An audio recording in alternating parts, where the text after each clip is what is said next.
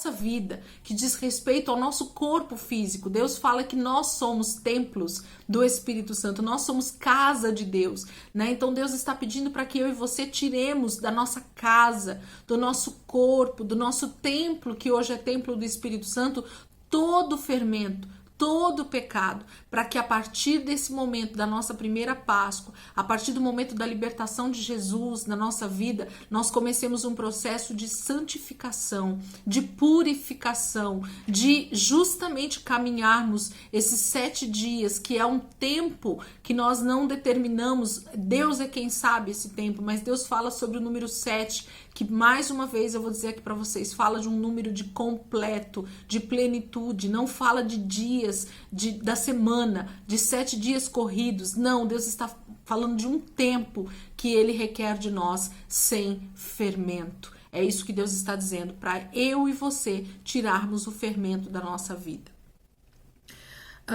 Ele está dizendo que é desde o primeiro dia até o 7º dia, porque se for encontrado fermento no meio do seu povo, essa pessoa seria eliminada do povo de Israel. Queridos, mais uma vez eu consigo ver nitidamente o momento do desfecho final de tudo isso, o momento do arrebatamento, o momento desse juízo final que Deus vai trazer sobre a terra. Então, se for achado fermento no meio do seu povo, infelizmente, essas pessoas serão eliminados do meio do povo de Israel. Essas pessoas serão eliminados de serem filhos de Deus. Não haverá a possibilidade, se houver fermento no meio do seu povo, desse povo ser, então, escolhido, de ser separado. Amém? Deus está dizendo isso para nós hoje.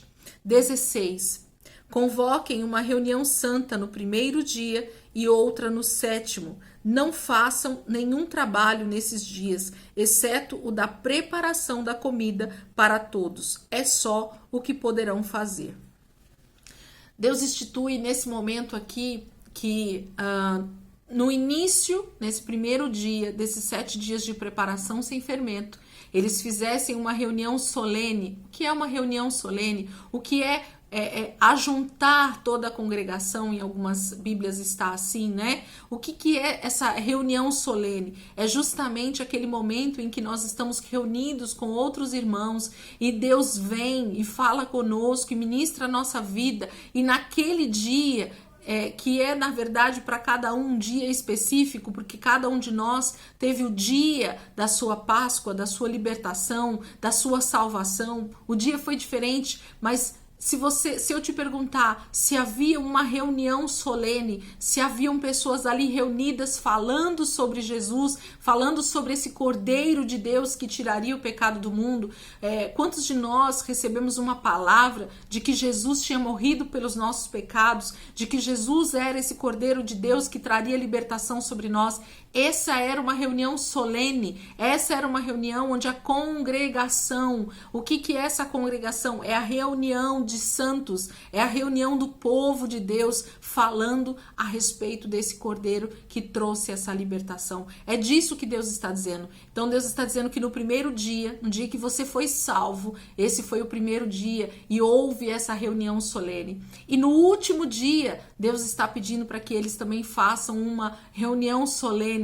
Então, naquele último dia, a igreja também vai ser ajuntada para essa última reunião, para esse último momento solene diante dessa terra, antes do juízo final. Então, Deus está dizendo que no primeiro dia haveria uma reunião solene e no último dia também haveria uma reunião solene. Eles faziam isso ano após ano, ali no deserto, e depois, já dentro da terra prometida, se lembrando do que Deus havia feito com eles ali no Egito, e mais era a simbologia daquilo que Deus traria como uma revelação perfeita do que haveria de ser no futuro. Então, a palavra de Deus ela é tão clara e tão objetiva a respeito disso, queridos, que não resta dúvida para nós de que Deus está falando do dia da nossa salvação E depois de 7 dias, que mais uma vez eu vou dizer, não tem a ver com dias corridos, mas tem a ver com a plenitude dos tempos para minha vida e para sua vida,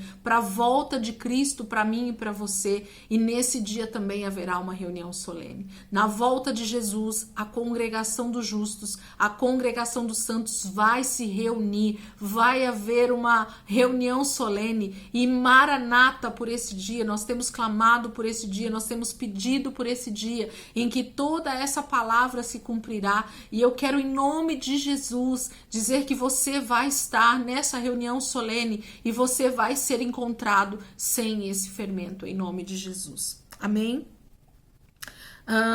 E ele está dizendo assim, que não façam trabalho nenhum nesses dias. Queridos, eu encontro aqui uma profundidade tão maravilhosa da palavra de Deus. Sabe por quê? Porque Cristo, ele foi o sacrifício perfeito em meu favor e em seu favor. E não há nada que eu e você faça para merecer a salvação. Não há mérito em nós para sermos salvos. A graça, somente a graça é que nos salva. Então, tanto ali no Egito, quanto nos nossos dias, para nossa vida, não há uma salvação por mérito, não há uma salvação por obras que o homem faça. O homem, ele precisa simplesmente se derramar e receber de tudo que Deus tem para a vida dele. Esse é o favor de Deus para minha vida e para a tua vida. Não há mérito nisso.